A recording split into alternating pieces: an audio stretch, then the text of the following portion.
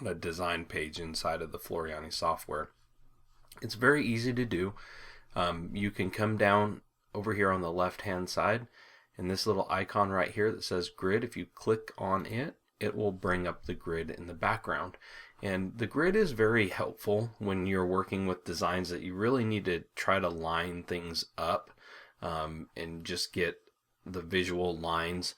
But at the same time, sometimes it's distracting. So there are many times where I use the grid, and there's many times when I turn it off because I'm working with maybe a smaller design and it's just kind of distracting me as I'm working. But there are a lot of times where it's helpful to have. And in this video, I just want to show you some of the things that you can do. So you can adjust the grid settings very easily. You can do it in multiple ways. First, you can come up to the ruler that goes around the design page, and you can right mouse click on it, and you can go right to grid settings. So that's an easy way. That's the way that I most often access the grid settings.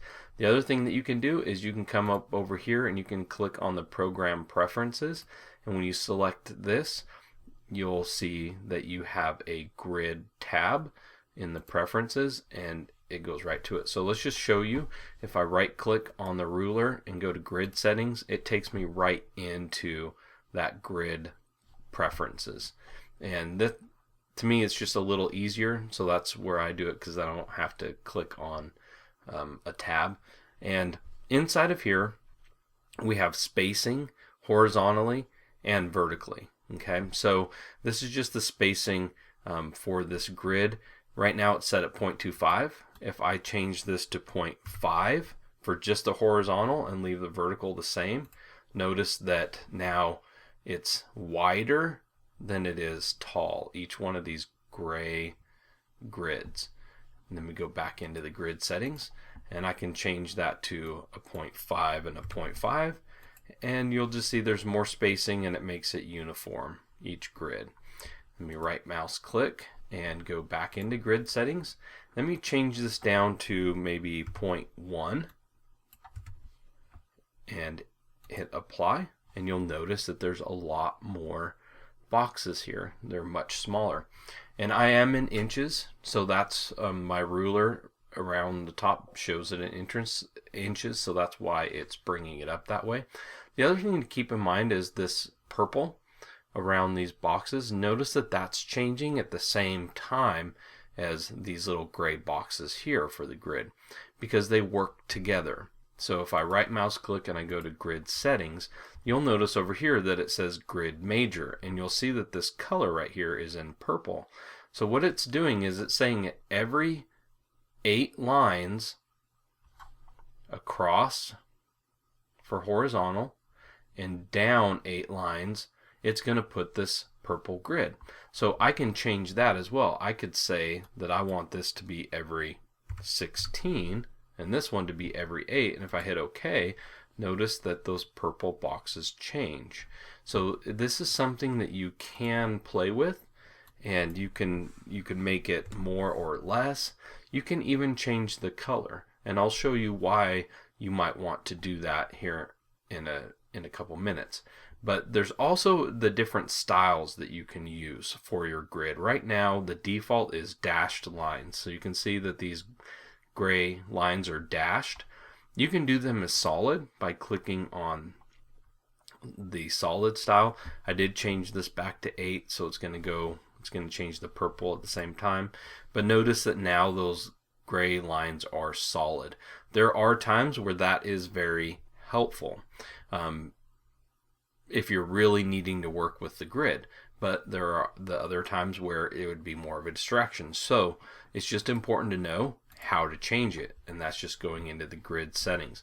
Now let's take a look at what the grid dots look like. So I'm going to select this, and I'm going to choose OK.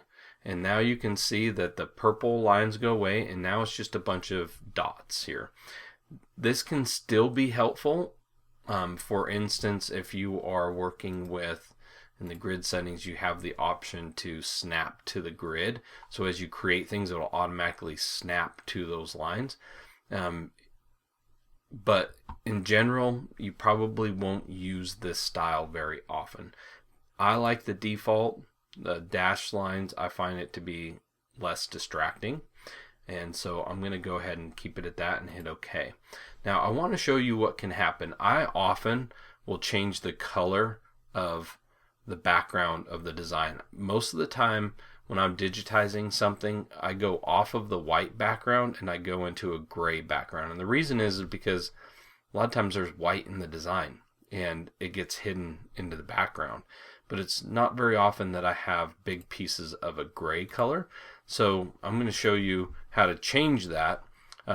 Right here on the bottom left, there's the background color icon. If I click it, I can choose color.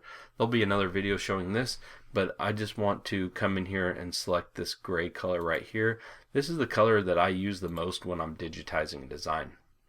And you can see that it really helps everything kind of pop a little bit more. But one thing to notice, you can't see those little gray lines anymore with the grid. And the reason is because that grid color is the same color as this background. So when I want to use this gray color in the background, I will have to come up and change the grid line. So I can come back up here, right click and go to grid settings, and I can change the color right here. I can change it to something else. I can do a darker gray and hit OK, and you'll see that they show up. So I want to point that out because they can be hidden, but it's also important to know that you can change the color of these grids. So if you prefer them to be in a lighter color, darker color, however you want to see them, you can change them to a different color. And so when I'm working with a light gray background, I'll choose this darker gray. It's rare for me to use something like a green because it's pretty overwhelming, as you can see. So I'm going to come back in here, and I typically will stick with more solid colors. I can change this purple as well. So let's say that I did want this to be more of a blue. I can change it to the blue, and you can see it show up here. You can even change it to that same color of gray. So you can come in here and choose that gray, hit OK, and you can see, because it's a thicker line, you can still see where it's at. So those are the different ways that you can set the grid and access the grid, change the color of the grid, change the size of each square, either the smaller grid or the major grid up here. And like I said, the easiest way to access it is just to right click on this ruler. You have to be on this ruler that goes around the design page, and just click on grid settings, and you can adjust it from there. So other things to point out in this video is you do have the option to snap to the grid. So snap to the grid and snap to move. This is something that is very helpful when you're creating horizontal and vertical lines, because it will actually snap right to the grid. So let me go ahead and choose this snap to grid and choose OK. Now I do want to point out, if I right click, it's right here as well. You can see the check mark. It says snap to grid. So when I selected it inside of the grid settings, it also put a check mark. So I can turn it on and off right here. So if I come in, I'll just show you how this works. I'm going to scroll down a little bit, and I'm going to just create an artwork line.